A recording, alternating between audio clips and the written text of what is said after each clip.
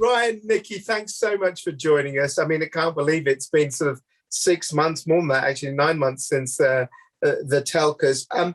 Just first of all, Ryan, congratulations. Just from your point of view, what did winning mean to you and your team? Listen, firstly, thank you very much for the award. It meant a huge amount to the organisation. It meant a huge amount to the team who were obviously behind it as well. And I think, look, from a Schneider perspective, we're very much behind the whole decarbonisation play.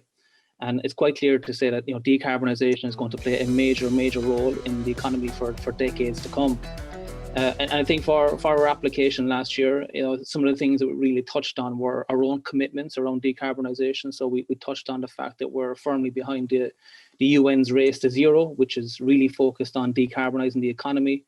We've also highlighted our commitments around science-based targets, RE100 and the climate pledge. And ultimately, it's around how can we support our customers on their journey to decarbonisation. And I think that was, maybe the winning formula last year.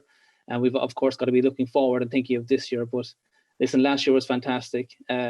Great job done by the team. And again, thank you very much for the award.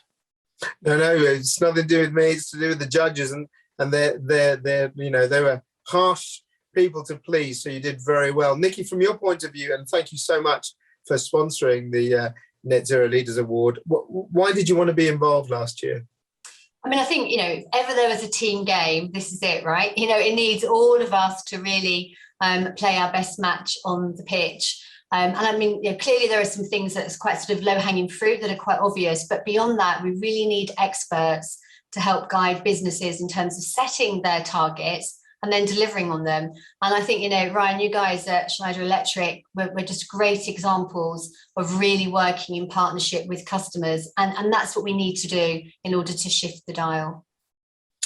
Ryan, looking back now, we're 9 months, as I said, since that award win. What have you been doing? What have you practically been doing to help customers? Because we've seen the IPCC report. Some people felt that was a bit negative and not confidence. But my personal view is it shows we can do things.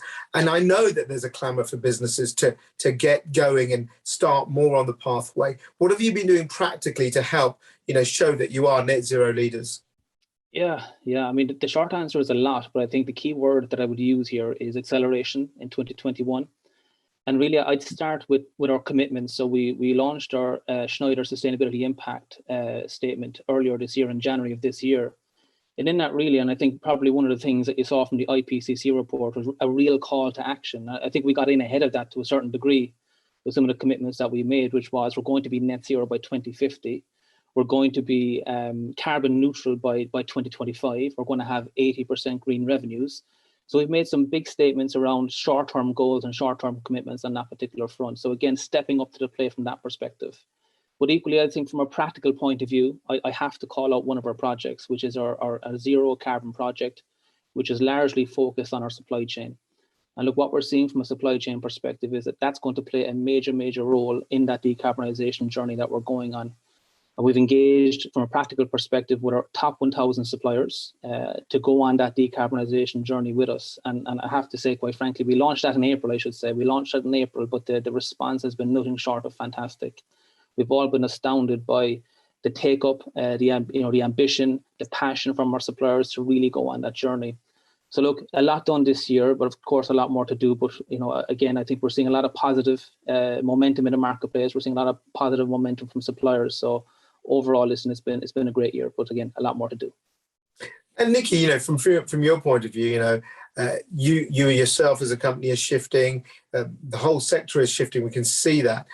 It's pretty much, dare I say, you need to have a net zero strategy, whoever you are now, don't you, as a business? Yeah, I completely agree. I mean, I think there's been some real successes if we look back since the last TELCA session. And I think, for us in SSE, we have moved the dial in 2021. We're certainly ramping up the pace again as we prepare for 2022. I mean, just like Ryan was saying, we've got very specific targets for SSE. And in March, with our year-end report, we announced that we had decreased the carbon intensity of the electricity we generated by 11%. And we've generated more than 10,000 gigawatt hours of renewable energy. And so, these quite substantial milestones are really significant. And then if we think, well, how does that translate through to our customers? in SSE customer businesses, we launched our new brand, SSE Energy Solutions, which really brings together business energy and distributed energy, all the teams and the propositions, so that customers have a single shop front for net zero solutions.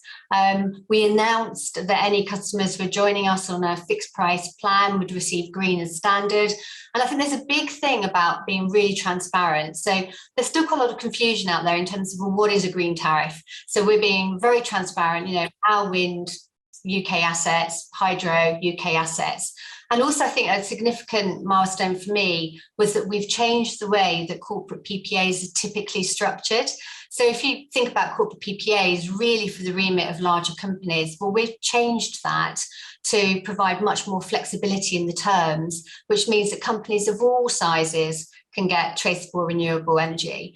A proposition that's gone down really well with our customers this year has been green up your supply chain. And for me, the reason why I love this is that it not only helps companies address their scope 3 emission, but I think it helps level up that playing field in terms of larger companies can pass on their rates, their green energy rates, to their supply chain. And a whole load of exciting things like EV, and I could go on for a long, long time, but definitely finishing the year. I know we're not quite finished yet, but in planning terms, finishing the year even more energized. We're COP26 principal partners. We've got some call outs to the UK government that we would like to sort of make in terms of what we need with regards to frameworks to ensure that we can continue to fight against climate change. So I think, really, really good progress and a lot more to go for, clearly, over the next number of years. And, just to end with, from both of you, Ryan, first of all, with you, what do you hope that TELCA has done in terms of your internal staff, as well as your customer base? Because that's one of the things that we always want, is that, you feel that your team is galvanized by winning an award like that. Do you think that will help you in your direction this year? 100%, Summit. I think, listen, we're constantly hiring. So if anyone follows our LinkedIn page, you'll see that we're constantly putting out job posts for a whole range of sustainability and decarbonisation roles. And listen, I suppose I'm playing a major role in that myself in terms of going through the interview process. I think one of the consistent themes that I'm seeing is that, people are looking to move to an organisation that is truly making a difference, that's truly making an impact. So I think in terms of, new hires and, aspiring professionals, they're truly looking to work for those organizations that are in a leadership position, so they're demonstrating leadership. But equally in terms of our internal staff, again, it's about that importance, about feeling that you're making a difference and you're actually making a change for a positive. So again, I think it's been nothing but good from a people perspective. And I think, as I said, the youth out there are demanding that organizations take this seriously, that they show that they're responsible organizations, and that they're moving in the right direction and taking a leadership position. Well, I hope the trophy's in a good place and it's not in staff toilet. I hope you put it somewhere on display. And finally, Nikki, thank you so much again. You're joining us again as sponsoring this year. Can you tell us why?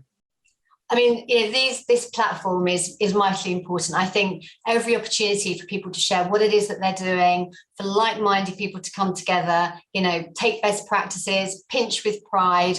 We've got to really galvanise action. And I think this is just a great example of galvanising people within the energy sector to make sure that we get tangible deliverables ticked off as we go through over the next few years. So looking forward to it.